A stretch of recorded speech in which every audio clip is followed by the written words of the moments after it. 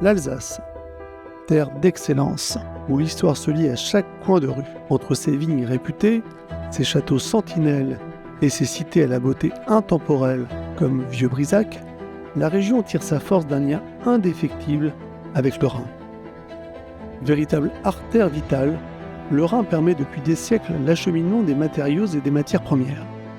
Mais c'est en 1960 que le destin industriel du secteur bascule, avec la décision stratégique de construire un port de commerce sur le territoire de Neuf-Brisac. Un grand nombre d'entreprises ont choisi de s'y implanter. Ce pôle totalise plus de 10 000 emplois, un chiffre qui grimpera bientôt à 15 000 avec l'arrivée de géants comme Liebherr ou le développement d'Amazon.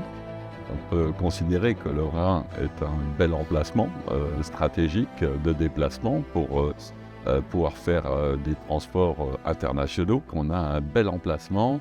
Et on a aussi l'avantage dans le port, on vient d'investir une grue énorme qui peut soulever vraiment des gros chargements importants, que ce soit pour l'expédition ou pour l'importation. On a aussi un projet de très gros développement de 25 hectares supplémentaires pour agrandir le port que nous avons actuellement. C'est vraiment un moyen de transport important pour des entreprises de la région, comme Constellium qui fait de l'aluminium, qui est une entreprise importante, qui est implantée depuis les années 60. Des entreprises en nombre, sur le point de faire naître prochainement 5000 nouveaux emplois.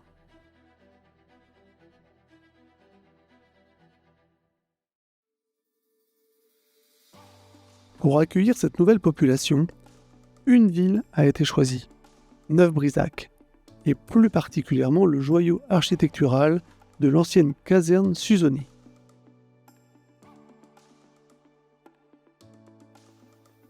Il est très important pour nous de valoriser le patrimoine. Et cette dernière caserne, qui est la seule qui est subsistée à travers le temps de l'époque de Vauban, est un enjeu majeur pour notre ville. L'arrivée du train à Neuf-Brisac, si vous pouvez nous en dire quelques mots. Absolument. Donc cette initiative de la remise en place du train entre Colmar et Fribourg, qui existait jusqu'en 1945, a été signée entre les deux grands chefs d'État français et allemands à l'époque, Angela Merkel et Emmanuel Macron, dans le cadre du traité de Aix-la-Chapelle. On est déjà sur des villes, comme je l'explique avec le train, à Fribourg, où les gens sont obligés déjà de s'éloigner énormément de la ville, du fait de l'augmentation extraordinaire du foncier, mais également du locatif. On observe les mêmes choses à Colmar aujourd'hui, où le foncier et le locatif montent d'une manière extraordinaire, avec une tension qui nécessite le développement en périphérie de l'habitat. Aujourd'hui à Fribourg, on est en moyenne à 7 000 €, on peut aller jusqu'à 10 000 € aujourd'hui.